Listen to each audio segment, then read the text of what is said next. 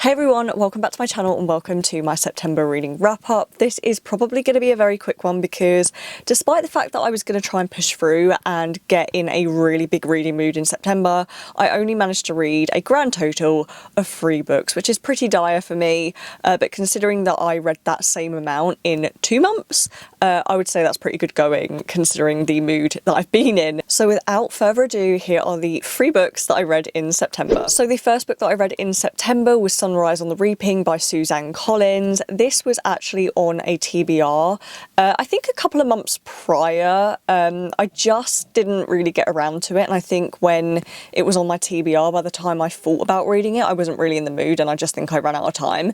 So I kind of like put it on the back burner, and for some reason I was really in the mood for it in September.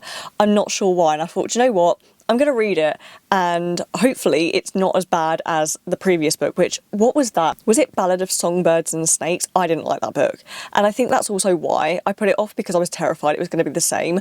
Let me tell you, I love this book. Dare I say, I think this is my favourite.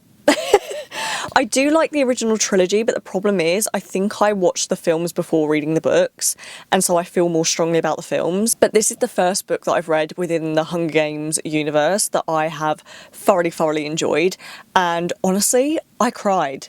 This book made me cry, and it came out of nowhere, and I wasn't expecting it, and Suzanne Collins needs to pay for her crimes because I did not see what was coming. I didn't see it. Let me tell you, this book ripped my cold dead heart in two, and if you don't know what it's about, basically this is a prequel to the Hunger Games trilogy. This story in particular follows Haymitch, who is one of Katniss Everdeen's mentors during the Hunger Games. So now in this book we get to see Haymitch's games, which we know from kind of like learning about it in the Hunger Games that he had like a really terrible time during his games, and we also know like he's gone through some stuff because at the point at which we see him in the Hunger Games, he is a full-blown alcoholic. Like, he just does not give a shit. He doesn't really want to help Katniss. He doesn't want anything to do with it. And so we know he's been through some stuff. I felt like this book was a huge redemption from her last book because I can't... Listen, I loved the film and I liked the story that was being told. I just didn't like the way it had been told. I just didn't like the writing. I really struggled with that book. This book, absolutely loved it. I felt such a connection to all of the characters. As I said, it broke my heart in two. The only thing that I will say that I did pick up on, and I liked the cameos, okay? There were a lot of cameos in this book from characters that we've met before in like the previous series or books, and I loved those, but at the same time they did feel a little bit like fan service. Like, it felt as if they were being put in there just to kind of like appease fans of the original Hunger Games trilogy, and they were a bit cheesy, they were a little bit too much, but I still thoroughly enjoyed it, and honestly I gave it 4 stars. I have not stopped thinking about this book since I put it down, and I don't know how I'm going to make it through seeing it in the cinema because it's honestly, I'm going to be in tears.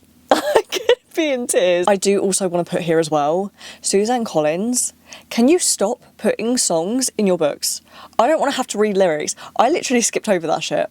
I don't want to, I can't. No thank you. Please stop making people sing in your books. Oh, also, I tell a lie because I've just gone on my Goodreads to see who the author of this book was. I read 3 books and I listened to an audiobook, so technically 4 books in total, so I lie.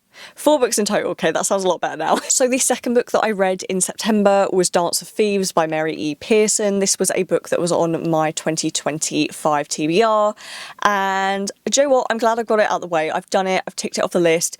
Do I think that I should have DNF'd this one? Absolutely. I have DNF'd books for less.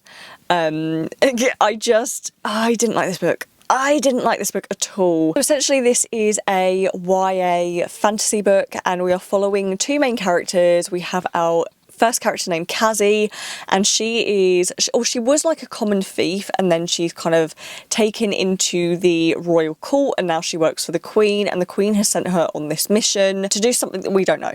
And then we have our other character named Jace, who obviously is the love interest in this story, and he has just become the new leader of his little empire, and essentially Cassie and Jace's paths intertwine because Cassie's mission has something to do with Jace and his family or his lands. something. We know it's something. And because of that, there's some false proximity, and Cassie ends up kind of like being taken into Jace's little inner circle, and things go from there.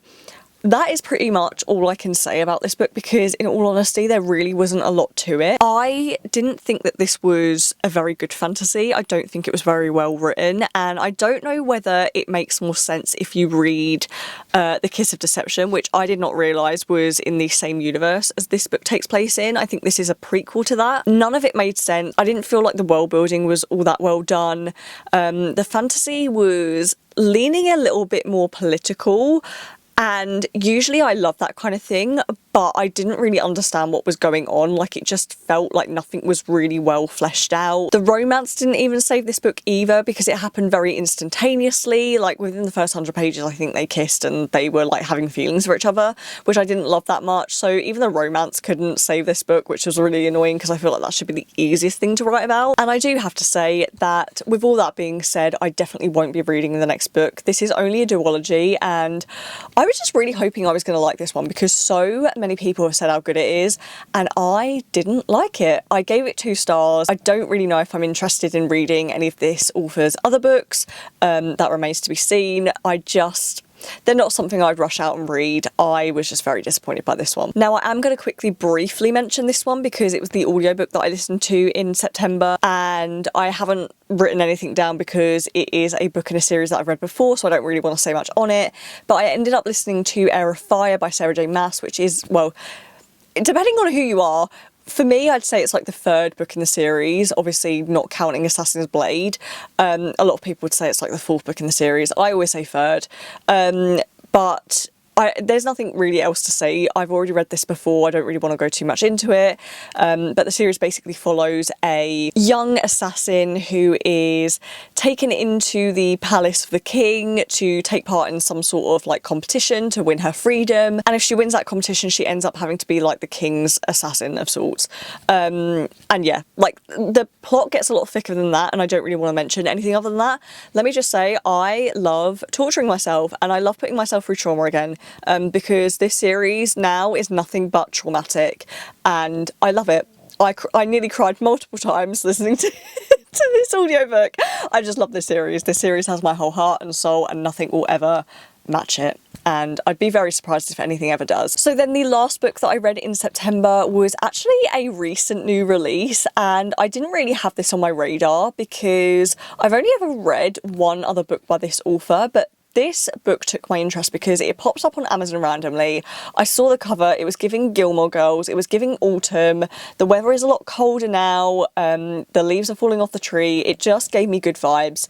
And that is The Academy by Ellen Hildebrand and her daughter Emily Cunningham. This book is centred around a boarding school somewhere in America. I can never remember where, somewhere kind of like Maine area, or like, you know, like somewhere very like Noah Carney, New England, that kind of thing. I think it even might be in New England, I'm not sure. Anyway, that kind of place. And as with all Ellen Hildebrand's books, and I will say all because I've only read one of her books, but I'm pretty sure this is a running theme, the book follows a vast array of characters within this boarding school. It follows staff members, it follows students, and there's a lot of drama, there's a lot of gossip, and in this particular story, at some point, there is an app that ends up doing the rounds at the school, and on this app there are secrets being divulged, and no one knows who's posting them, but the secrets end up being true, and they're very...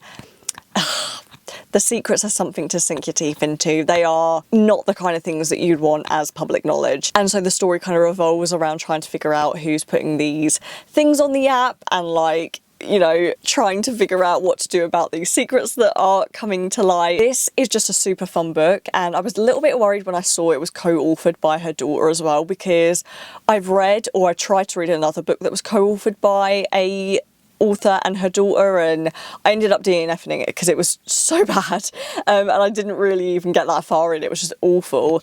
This had everything that I'd expect from an Ellen Hildebrand book. The only one that I've read before is the Hotel Nantucket. This book gave me exactly the same vibes. It gave me the writing that I had come to love in her previous book that I'd read, and in all honesty I can kind of see where the co-author thing came in, because her daughter, I think, had just recently graduated from a private school, and so her daughter like put a lot of input into the book about, you know, what it was like there and all of that, and it definitely shows through. Like, it does feel like you are in that kind of like boarding school setting. It doesn't really feel like anything is overly glamorized or overdone. It just had a really fun Gossip Girl vibe about it, and honestly, if I can say anything about Elin Hilderbrand's books, it's that they are such a vibe. The atmosphere is always just really good. Obviously it doesn't have that summery feeling that you get from her like Nantucket series, which I will be reading more of those books. It just is fun. It has a full vibe to it. The secrets are great. I didn't really think it was overly memorable, and the other thing that I will say is that I do feel like the app part of the story came in a little bit too late, and I felt like there was so much build up to like all of these secrets and stuff, and by the time the app comes out you already know the secrets anyway. So the app part of the story just is a little bit flat. And the other negative thing I'd say is there is going to be, I think, a possible sequel to this book, which I'm not looking forward to. I don't really think this book warrants a sequel, and it's really annoying that I will have to read that to find out what this secret was that just kept being talked about throughout the book and then never got revealed. It's really annoying. I didn't love that about it, but overall it was a fun book. I did actually really enjoy it, and all of the characters and the atmosphere, and I gave it 4 stars.